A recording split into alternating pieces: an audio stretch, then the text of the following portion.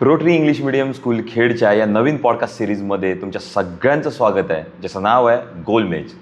Bring your goal on the मेज.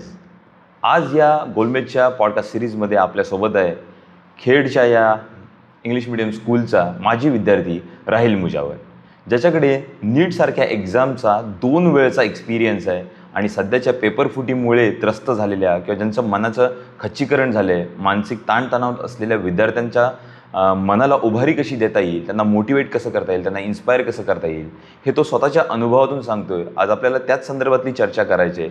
त्याच्याही पलीकडे तो सध्या काय करतो आणि त्यांनी नीट क्रॅक करण्यासाठी काय काय तयारी केली होती आणि कशी कशी तयारी केली होती. आजही तो त्याच्या विद्यार्थी दशेत आहे. आज आपण त्याच्याशी चर्चा करणार आहोत.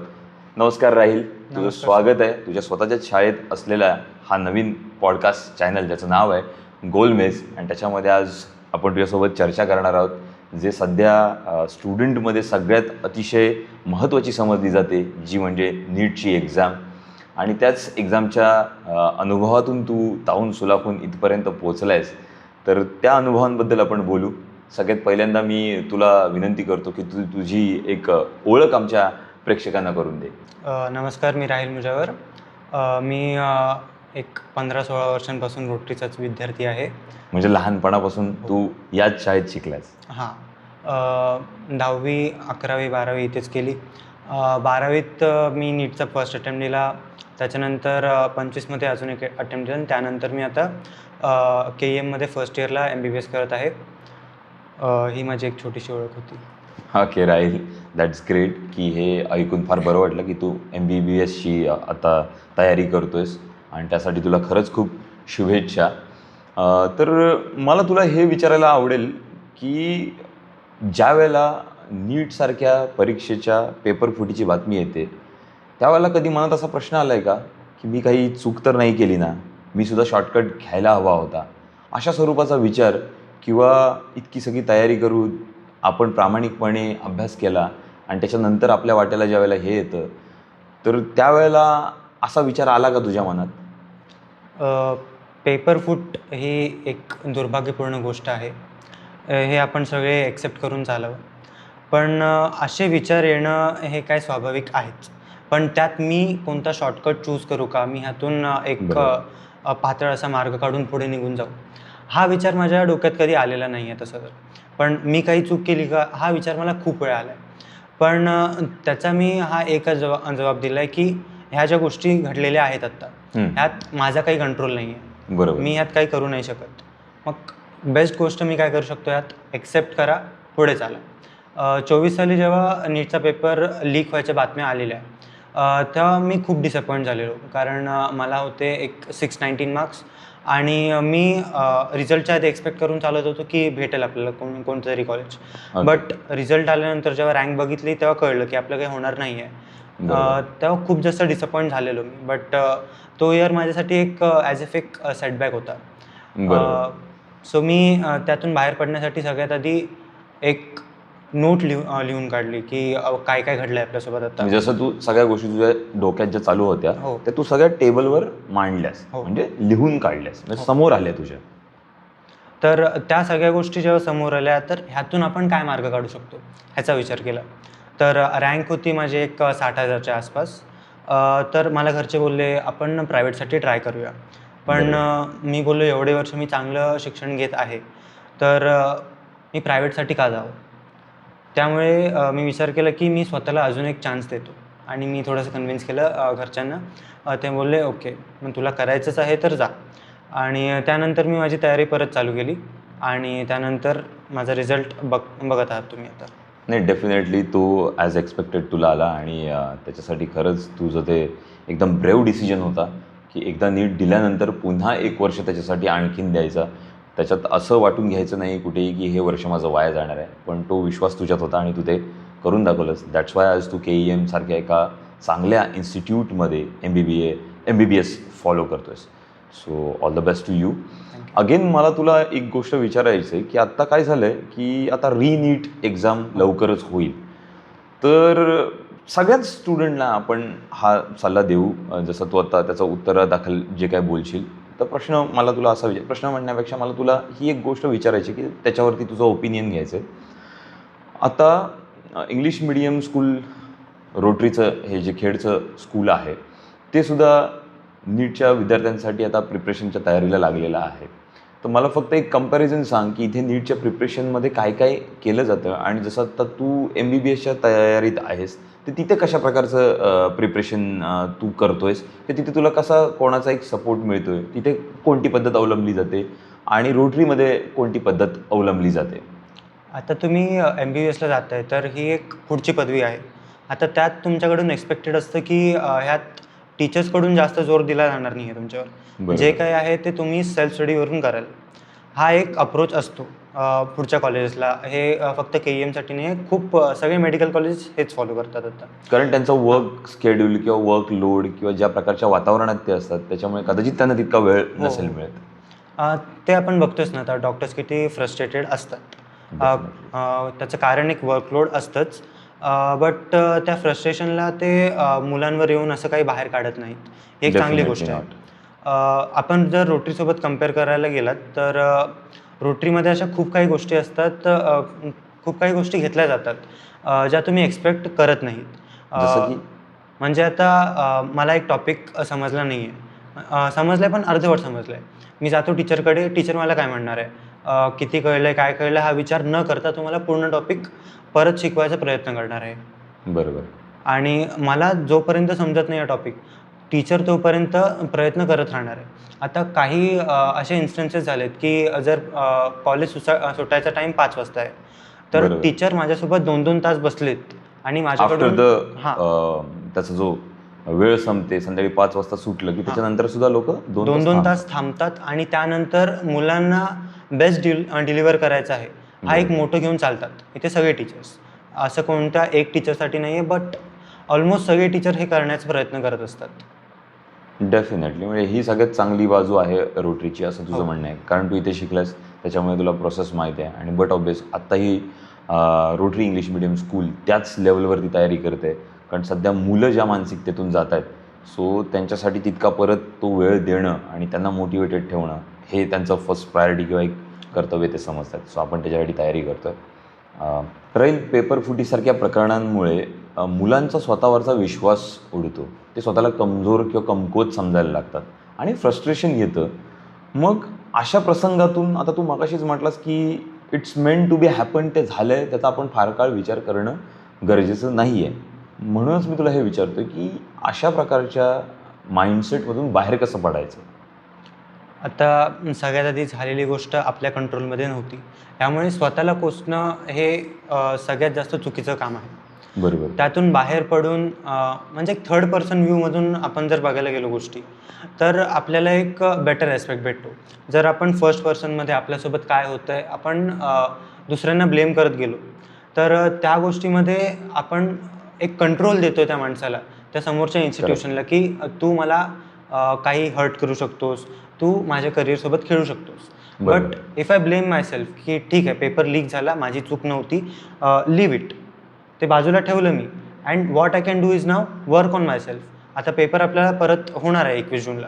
आता त्याची तयारी मी करत बसेन, की ह्या गोष्टीवर रडत बसेन, की नाही पेपर लीक झाला, चुकीचा झाला आहे माझ्यासोबत. ह्यात आपण टाईम वेस्ट करतो आहे. आपण प्रिपेअर करायला लागलो तर आपण स्वतःला बिल्ड करतो आहे. खरी गोष्ट आहे. खूप म्हणजे चांगलं उत्तर तू दिलंस. ह्या व्यतिरिक्त मला तुला अजून एक प्रश्न विचारायचा आहे की हल्ली नीटसारख्या एक्झामला ज्यावेळेला मुलं प्रिपेअर करत असतात तेव्हा त्यांच्या पॅरेंटला तो एक स्टेटस सिम्बॉल वाटतो आणि मग त्या गोष्टीचं कुठेतरी मुलांवरती एक प्रेशर बिल्ड व्हायला लागतं. सो मग ह्याच्यामधलं जे एक अंतर आहे ते तू कसं डिफाईन करशील? तुला असा काही एक्सपिरियन्स आला का? प्रेशर फील झालं का? आणि ज्यांना होतं त्यांना तू काय सांगशील? सगळ्यात आधी नीटची चॉईस करणं हा माझा स्वतःचा डिसिजन होता. बरोबर. त्यामुळे माझ्या पॅरेंट्सकडून काही प्रेशर आहे, परत त्यांचा काही स्टेटस सिम्बल आहे, अशी गोष्ट माझ्याकडे तरी नव्हती. बट अशा काही गोष्टी म्हणजे खूप गोष्टी मी बघतो आहे आता, की पॅरेंट्स लादत आहेत मुलावर, की तुला हेच करायचं आहे. आजकालचे पॅरेंट्स थोडेसे कन्सिडरेट झालेत, की नाही तुला जे करायचे ते कर. But most of them they try की माझा मुलगा तेच करेल, माझी मुलगी तेच करेल जे मला हवं आहे. बट सगळ्यात आधी हे अवॉइड करायला पाहिजे. सगळ्यात आधी आपला इंटरेस्ट कशात आहे? आता सपोज मला आर्ट्समध्ये इंटरेस्ट आहे, मला बरोबर. लिटरेचरमध्ये इंटरेस्ट आहे, तर मी बेस्ट करेन त्यामध्ये. आणि जर Sure. मला सायन्समध्ये इंटरेस्ट आहे मी त्यात बेस्ट Correct. करेन. आता जर कोणता आर्ट्स इंटरेस्टेड स्टुडंट सायन्समध्ये आला then he will be a nightmare. पॅरेंट्ससाठी पण एक वेगळा प्रेशर येईल त्यांच्या डोक्यावर की बरोबर. नाही मी मुलावर एवढे पैसे टाकतोय, त्याचा काही उपयोग होत नाही आहे आता. तर एक पॅरेंटवर प्रेशर आपोआप येणार आहे आणि तो प्रेशर पॅरेंट किती पण अवॉइड केलं बट ॲट लास्ट तो मुलावर थोडासा ट्रान्सफर होणार आहे. सो सगळ्यात आधी करिअर चॉईस जी आहे ती मुलासोबत बसून पॅरेंट्सनी ठरवायला पाहिजे. असं नाही की मी सांगितलं तुला हेच करायचं म्हणजे हेच करायचं आहे. करेक्ट आहे. हां, जर आता एक आर्ट्सचा मुलगा आहे तो बोलतोय मला आर्किओलॉजिस्ट बनायचं आहे. तर आर्किओलॉजीमध्ये पैसा येणं थोडंसं अवघड आहे. बरोबर. पण त्याचा तो इंटरेस्ट आपण ह्या डायरेक्शनमध्ये फिरवू शकतो ना, की जर ठीक आहे तुला हिस्ट्री वगैरेमध्ये इंटरेस्ट आहे, तर अशा कोणत्यातरी डायरेक्शनमध्ये मी तो इंटरेस्ट चॅनल करेन, ज्यातून तुझा कमर्शियल त्याच्यातून इंटरेस्ट पण कन्व्हर्जन फुलफिल असेल. होईल, परत तू फायनान्शियली सिक्युअर पण राहशील. ॲट लास्ट आपल्या पॅरेंट्सना तेच हवं आहे. डेफिनेटली म्हणजे मला तेही विचारायचं होतं की ज्या वेळेला शिक्षणासाठी इतका खर्च पालकांकडून केला जातो तर अल्टिमेटली त्यांच्याही डोक्यात तेच असतं की इतके पैसे लावलेत तर ते वाया जातील का, वाया जाऊ नयेत म्हणून काही काही पॅरेंट्स नेहमी मुलांना बॉदर करतात तशासारखे जे हो. प्रकार होतात. तर आता तू जसं म्हणतोयस ती की हे आधी ठरवणं फार गरजेचं आहे. तर मला त्याही पलीकडे जाऊन तुला हे विचारायचं आहे की जनरली मुलांना हे सांगितलं असतं की टॉप 100साठी किंवा टॉपसाठी टॉप रँकसाठी एम करा आणि ज्या वेळेला ते नाही होत तुम्ही कुठेतरी त्याच्यापेक्षा थोडेसे बाहेर किंवा मागे राहता. मग एक असतं की ज्यांचं होतं त्यांना तर मार्ग त्यांचा मोकळा आहे, पण ज्यांचं नाही होत तर त्यांनी काय केलं पाहिजे? मग त्याच्यासाठी नाराज व्हायला पाहिजे, परत परीक्षा द्यायला पाहिजे की त्यांनी ते ॲक्सेप्ट करून पुढे जायला पाहिजे? आता असं होतं की टॉप रँक हवेत, टॉप 100मध्ये यायचं आहे. हे असं वेगळं नाही आहे की पहिल्यांदा कोणाला तरी सांगतो आहे. हे आम्हाला पण सांगण्यात आलेलं होतं की तुम्हाला टॉप 10, टॉप 100साठी एम करायचं आहे. बट फर्स्ट अटेम्प्टमध्ये माझी रँक 60,000 आली. पण त्या टाईमला मला हे पण माहिती होतं की मी ह्या अटेम्प्टसाठी माझं 100% दिलं नव्हतं. डेफिनेटली. म्हणून मी रिपीटसाठी गेलो. जर मी त्या बरोबर. अटेम्प्टमध्ये माझं 100% दिलं असतं आणि त्यानंतर माझा रँक 60,000 येतोय, तर मी ते एक्सेप्ट करून पुढे चाललो असतो. पण जर मला माहिती आहे की मी माझं 100% दिलं नाही, तर जोपर्यंत तुम्ही तुमचं 100% देत नाही, तोपर्यंत तुम्ही ट्राय करू शकता. ओके. म्हणजे तुझं असं म्हणणं आहे की 100% दिल्यानंतर जो काही रिझल्ट येतोय आणि तुम्हाला खात्री आहे की मी हे दिल्यानंतरही हा रिझल्ट आलाय, तर तो रिझल्ट तुम्ही स्वीकारला पाहिजे. हो. भले तो टॉपमधला असेल किंवा टॉपपेक्षा थोडा लेस असेल, कमी असेल, ज्याच्या काही ग्रेड्स जशा ठरतात की फर्स्ट काही थाउजंडमध्ये रँक असेल, तर तुला वेगळं म्हणजे कॉलेजेस मिळण्याच्या अपॉर्च्युनिटीज राहतात किंवा नाही राहत किंवा त्याच्यापेक्षा कमी कमी तुमचा जो एक दर्जा असेल, क्रायटेरिया असेल, तो कमी होत जातो. So acceptance is a important की तुम्ही असं ॲक्सेप्ट पण करून नाही आहे की चालणार. तुम्ही फर्स्ट रँकला आलात आणि तुमचं करिअर तिथल्या तिथे सेट झालं आहे. मी बरोबर. जाऊन MBBSमध्ये अभ्यास बंद केला. काय उपयोग आहे त्याचा? राईट. तसंच जर आता कोणता तरी डॉक्टर आहे ज्याची रँक नीटमध्ये 60,000 होती आणि त्यानंतर तो खूप सक्सेसफुल झाला आहे. खूप चांगला डॉक्टर बनला. हां, त्याला येऊन त्याचे पेशंट्स नाही विचारणार, "बाळा तुझी नीटमध्ये रँक काय होती?" Definitely that is the message की मला हेच एक्सपेक्टेड होतं आणि तू करेक्ट ते सांगितलंस. पुढे आपल्याला एक स्किल सेट निर्माण करत जायला लागतं. आता हे डॉक्टरचं एक वेगळं एक्झाम्पल. इंजिनिअरिंगमध्ये आता एक आपल्याला CEO आपल्याला माहितीच आहे सत्य नडेला. ते IITian बरोबर. नव्हते. पण त्यानंतर त्यांनी जी स्वतःवर मेहनत केली असेल, जे त्यांनी स्किल्स ॲक्वायर केले असतील, त्यानंतरच ते Right. मायक्रोसॉफ्टमध्ये जाऊन एका मोठ्या पदवीवर बसलेले आहेत आज. शुअर. अगदी करेक्ट तू उत्तर दिलंस. राहील मला सांग, ज्या वेळेला नीटसारख्या एका इतक्या टफ आणि कॉम्पिटेटिव्ह एक्झामची आपण प्रिपरेशन करतो, त्यावेळेला मोस्टली असं होतं की आपला सगळा वेळ त्याच्यात जातो आणि आपण आयसोलेट होतं. तेव्हा आपले मित्र मागे सुटतात, आपले फॅमिली ओकेजन्स मागे राहतात, आपले फॅमिली मेंबर्स असतात त्यांना आपण वेळ नाही देऊ शकत. आपला एंटरटेनमेंट, आपली एन्जॉयमेंट ह्या सगळ्या गोष्टी मागे पडतात. त्याच्याबद्दल काय वाटतं तुला? सगळ्यात पहिली गोष्ट हे आपण असं करायला नको आहे. आपले relations human is a social animal हे आपल्याला Correct. माहितीच आहे. तर जर आपण स्वतःला आयसोलेट करत गेलो आणि एका गोलवर फोकस राहिलो, एक्सिलेंट. बट त्यात आपण एक आपल्या लाईफचा एक चांगला भाग सोडून देतोय. बरोबर. आता मी 11वी-12वीत फ्रेंड्ससोबत राहिलो नाही. मी कितीतरी मेमरीज क्रिएट करू शकत होतो. शुअर. पण जर मी ते स्किप करून एका गोलसाठी काम करतोय, it can be fruitful but not as much as I can expect it to be. ठीक आहे. आता माझे काही मित्र होते, त्यांचं फर्स्ट अटेम्प्टमध्ये झालं सिलेक्शन. बरोबर. बट त्यांनी असं नाही केलं की मी सगळंच सोडून देतो. ते राहिले फ्रेंड्ससोबत. ते एन्जॉय करत होते. हे सगळं करून Sure. त्यांनी ते आणलेलं आहे. आणि आय थिंक लाईफ तशीच चालते. आता आपण कोणतं तरी गोल ठेवलं, असे गोल्स येत राहणार आहेत आपल्या लाईफमध्ये. आता प्रत्येक गोल साठी आपण आयसोलेट होत गेलो तर I don't think life has any use in it. नक्कीच. म्हणजे विद्यार्थ्यांच्या मनावरती त्या आयसोलेशनचा परिणाम होऊ शकतो. हां. एकेकाळी होऊ शकतात किंवा मग फॅमिली, फ्रेंड्स आणि रिलेशनशिप यांच्याकडे बघण्याचा त्यांचा दृष्टिकोन बदलू शकतो का हो, ओव्हर द नक्कीच. पिरियड? येस.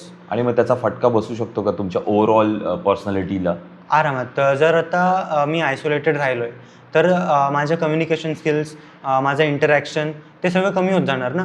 आणि जर Definitely. मी कम्युनिकेशन स्किल्सवर एक काम नाही केलं, जर माझे एक फ्रेंडसोबत बोलणं वेगळं असतं आणि एक असोसिएट्स किंवा आपल्या ऑफिशियल बोलणं एक वेगळं असतं.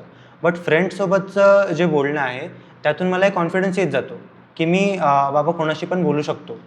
Sure, sure. नाही, हा एक महत्त्वाचा मुद्दा तू सांगितलास. युजुअली काय होतं, कॉम्पिटिटिव्ह एक्झामच्या माध्यमातून मुलांचा IQ बघितला जातो, बरोबर? पण त्यांचा EQ नाही बघितला जात. म्हणजे त्यांचा इमोशनल कॉशंट जो असतो किंवा त्यांची भावनिक विकास त्यांचा किती झाला आहे किंवा तो कसा होऊ शकतो, तो होण्यासाठी काय गरजेचं आहे. जसं तू म्हटलास की human is a social animal, तर ती गोष्ट सगळ्यात महत्त्वाची असते. आणि ह्या प्रिपरेशनमध्ये, टफ कॉम्पिटिटिव्ह एक्झाममध्ये आपण या सगळ्यांपासून दूर जातो. पण तुझं असं मत आहे की वेळ राहता ज्यावेळेला तुम्हाला वेळ मिळेल त्यावेळेला तुम्ही तो तुमच्या सोशल लाईफसाठी वेळ दिला पाहिजे. Good, great. फार छान उत्तर दिलंस तू हे, ॲज एक्सपेक्टेड. म्हणजेच एज्युकेशनचा एक पॉझिटिव्ह इम्पॅक्ट तुझ्या लाईफवरती आहे. ओव्हरऑल तुझ्या पर्सनॅलिटीमध्ये बघताना अभ्यास, विचार करण्याची तुझी प्रक्रिया, तुझा कॉन्फिडन्स, नॉलेज आणि एखाद्या गोष्टीसाठी लागणारी मेहनत ही सुद्धा तुला द्यायची आहे. आणि त्याच्याही पलीकडे जाऊन तुझं एंटरटेनमेंट पण तुला सांभाळायचं आहे. That's great. आणि सगळ्यात शेवटी मी तुला असं विचारेन की त्या विद्यार्थ्यांना तू काय सल्ला देशील की एका परीक्षेच्या निकालानंतर ज्यांना असं वाटतं आहे की हे सगळं संपलं, आता इथून पुढे जगाचा अंत झाला, काहीच पॉसिबल नाही आहे, असा विचार करणाऱ्या विद्यार्थ्यांना तू काय सांगशील? मी स्वतः त्यातून गेलेलो आहे. मला पण वाटलेलं की आता सगळं संपलेलं आहे. But building from the scratch, right. तीच एक अशी क्वालिटी आहे, जी आपल्याला कुठे पण सर्व्हाइव्ह करायला हेल्प करेल. आता माझी जेव्हा 60,000 रँक आलेली, त्यानंतर मी बसलेलो असंच. माझ्या डोक्यात काहीच चालू नव्हतं. आता काय करायचं आहे, काय नाही, मला स्वतःला काही माहीत नव्हतं. बट तरी पण मी उठलो. तरी पण माझा एक सोशल सर्कल होता. त्याने मला मोटिवेट केलं आणि त्यानंतर मी इथे येऊन जे करू शकत होतं ते केलं मी. Sure, sure, sure. लाईफ तेव्हापर्यंत असतं जेव्हापर्यंत तुमच्यात फायटिंग स्पिरिट आहे. जर तुम्ही ती फायटिंग स्पिरिट सोडून दिली, तर लाईफ काय राहिली त्यात? सो असे जे विद्यार्थी असतात, त्यांनी स्वतःमध्ये एक फायटिंग स्पिरिटचा निर्माण करायला पाहिजे. एक विचार करायला पाहिजे की नाही, my life is more important than this one exam. जर डेफिनेटली. तुम्ही तो विचार करत राहिलात, जर तुम्ही त्या स्टेटमध्ये राहिलात की नाही, मी काहीही झालं तरी मी ही गोष्ट करू शकतो. त्याच्यासाठी बरोबर. सगळ्यात आधी एक इम्पॉर्टंट गोष्ट असते एखादा निगेटिव्ह एक्सपिरियन्स. जेव्हापर्यंत माझ्याकडे एक निगेटिव्ह एक्सपिरियन्स नव्हता, तेव्हापर्यंत मी स्वतःची जी नॅचरल टेंडन्सी होती, स्वतःमध्ये जे कॅपॅबिलिटीज होत्या, त्या मी कधीच एक्सप्लोर करू शकत नव्हतो. तर जर तुम्हाला असं वाटतंय, इट्स क्वाईट नॅचरल. तुम्ही ती स्टेट एक्सपिरियन्स करा, बट त्यातून बाहेर पण या. त्यातून बाहेर येण्यासाठी तुम्हाला स्वतःला एक्सप्लोर करायला लागेल. आणि जर तुम्ही त्या एक टफ सिच्युएशनमध्ये पण स्वतःला सांभाळू शकत असाल, दॅट्स लाईफ. त्याच्यानंतर तुम्ही पुढे ज्या तुमच्याकडे डिफिकल्टीज येतील, त्या फेस करायचा तुमच्यात एक करेज येतो. आणि एक निगेटिव्ह एक्सपिरियन्स तुम्हाला हेच सगळं शिकवून जातो. हाच एक्सपिरियन्स देऊन जातो. आणि हा एक्सपिरियन्स तुम्ही तुमच्याकडे ठेवलात, तर हा तुम्ही पुढे इम्प्लिमेंट करू शकता. Definitely great. तुझं हे उत्तर ऐकून मला फार आनंद होतो आहे.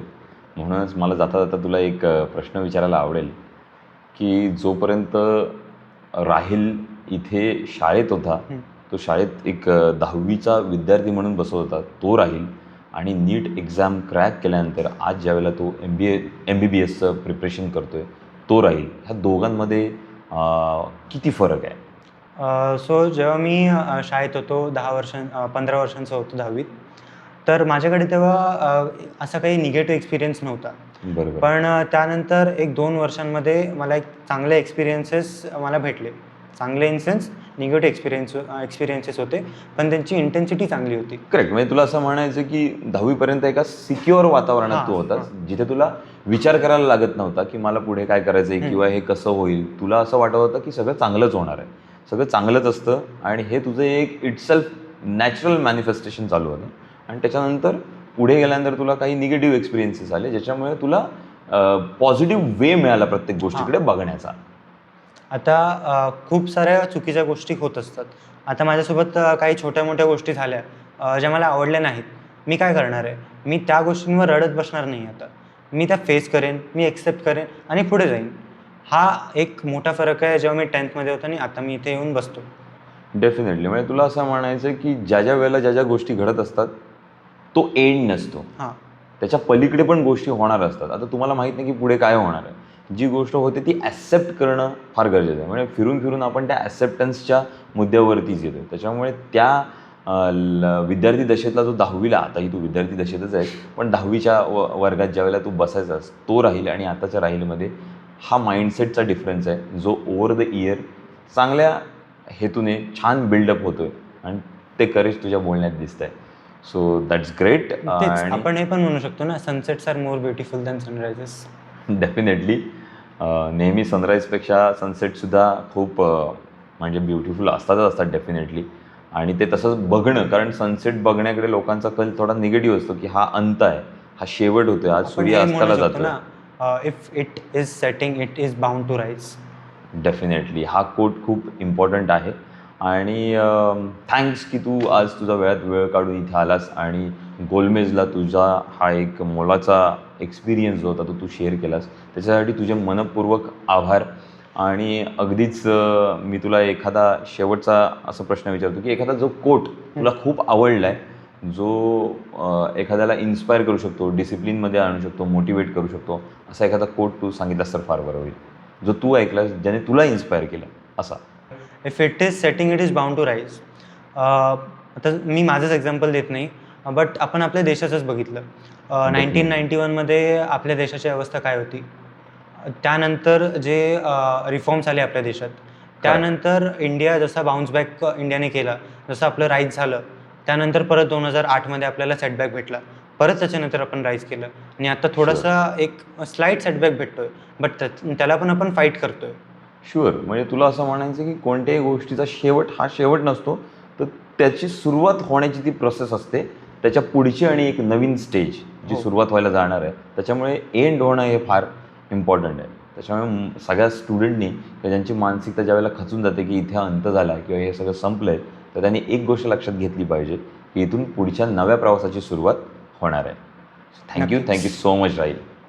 मी पण थँक करेन तुम्हाला माझे मत मांडायला इथे एवढा चांगला स्टेज प्रोव्हाइड केलात.